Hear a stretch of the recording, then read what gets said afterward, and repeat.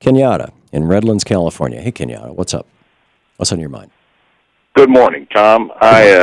Well, there's a lot on my mind. I'm not a monolithic thinker by any means, but I have had a number of conversations about, it seems like the same thing. In just the last 6 months, we've talked about this happening in North Carolina, Ohio. I think that little fellow was 12 or 13 years old. Ferguson, Missouri. Madison, Wisconsin. Ezel Ford in Los Angeles. And I want to lay some, and I'm not going to take a lot of time, Tom, because I appreciate you taking my phone calls, but I want to lay some facts on you if I could. I think you may recall that I have a background in law enforcement. I've attended a police academy, and I can tell you that one of the reasons that I chose not to pursue that line of work for any length of time was because of the inherent racism in the process itself. And when we talk about these deaths, Tom, let us not forget that in Florida, you probably remember this long ago, I think it was South Miami Beach or something, there were cops there that used black mugshots for target practice. You're right. When I was in the police academy, it's a 16-week program, and after about the 12th week or so, you start going on something called ride-alongs. And you go out with an FTO, which is a field training officer. And,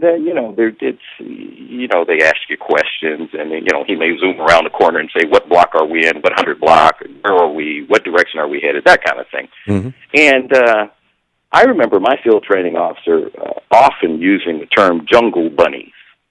Really? And you'll recall when wait a minute, this is a white guy using that phrase to you, and you're a black guy right in front of you? Oh, yes. And not only was that, no, that wasn't the irony of ironies.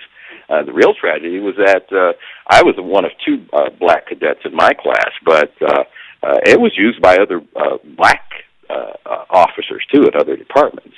Yeah, although the meaning is somewhat different when somebody uses a depreciatory phrase to describe themselves than when they use it to describe others. I buy that. I agree, Tom, but what I wanted to get back into, if you'll allow me just Sure. as a pleasure for a minute. You'll recall that when Barack Obama first became president, Dr. Henry Louis Gates, who was a Harvard professor, who was accosted by a white police officer, what a lot of people don't know is that in the transmissions from that police officer, he referred to Dr. Gates as a monkey or a chimpanzee. I forget which. Yeah. And you'll recall that during the Rodney King incident that there were dispatches by the police where they referred to gorillas in the mist. So what I'm getting at is that this is systemic. Now, I want to tell you this. In California, there is a 180-day time frame. There's a toll of 180 days to file a claim against the police department. The devil's in the details, Tom. The average person that's being accosted or abused by the police, we already know, is probably black in most circumstances. If you can get an attorney that will take a case against the police department, and very few will because they fear retaliation, right, they're going to ask for $10,000, $20,000, $50,000 off the top. If you've been abused by the police, chances are you don't have $20,000, $30,000, $40,000, $50,000 lying around, and you certainly aren't going to be able to get it together in 180 days. Why is that? Why are police departments across this country so reluctant and downright vehement against citizens' review boards? I'll tell you this, Tom. This is my question, and this is what I wanted to ask you, because you're one of the most intellectual and honest guys that is on the scene in this country, and I have a great deal of respect for you. But I want to ask you this question. Okay. Obviously, it isn't directed to you, but in general, why is it that this keeps happening? I have many white friends, and I love them. And they tell me how terrible this is, but why is it that white people are not standing up and saying, no more? Because you see, if white people tomorrow, Tom, decided that they weren't going to have any more of this, it would stop. Kenyatta, the reason why is the exact same reason why white people in the United States, the majority of American citizens, are not up in arms about what's going on in Nigeria with Boko Haram, or what's going on in the Democratic Republic of Congo, or in South Sudan, where Ellen Ratner, I think, is right now, and I've been there, on the border with Darfur. I mean, these horrible wars and genocides and things, but they're people of color. And I saw this during the Vietnam War. I mean, this is sort of, I guess, an introduction to institutionalized racism. is the way that Vietnamese. We had slur words for them. I mean, we did that with Germans and Japanese too. If you're going to kill somebody, you've got to dehumanize them. But I think that there's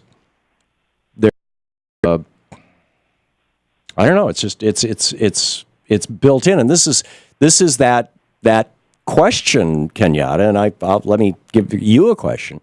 This African American professor of let me get his actual title, professor of public health, Lawrence Brown.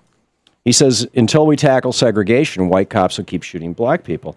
I think that, white people are starting to figure out what's going on just because it's getting so much media coverage, but most white people are very, very stupidly happy and secure in the gentle, soft embrace of their own white privilege.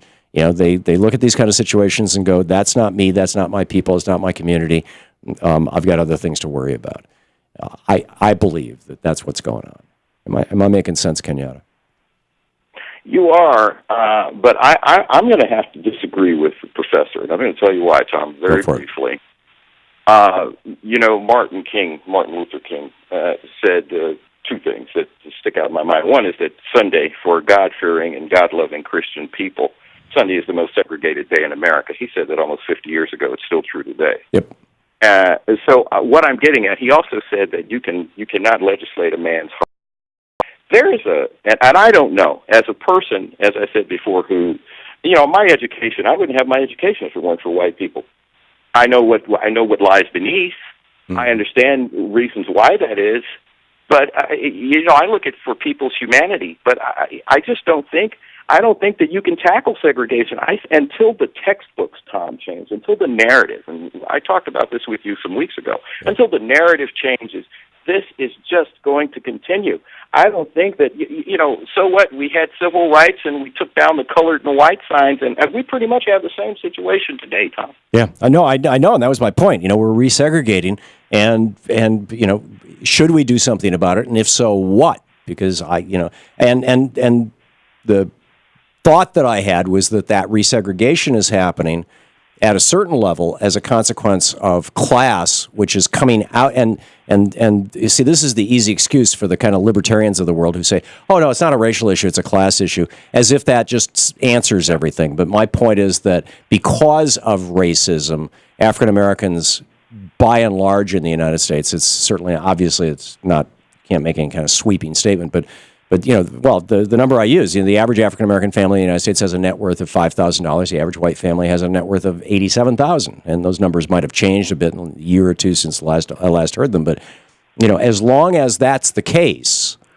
then there are going to be economic factors involved in decisions to resegregate as well as racial factors. Is that making sense to you? I agree. Yeah. Absolutely, Tom. So what do we... And you know what? I just want you to keep doing what you're doing, Tom, because, I don't want to become despondent about this country. And, we have to reach, one person at a time, I guess.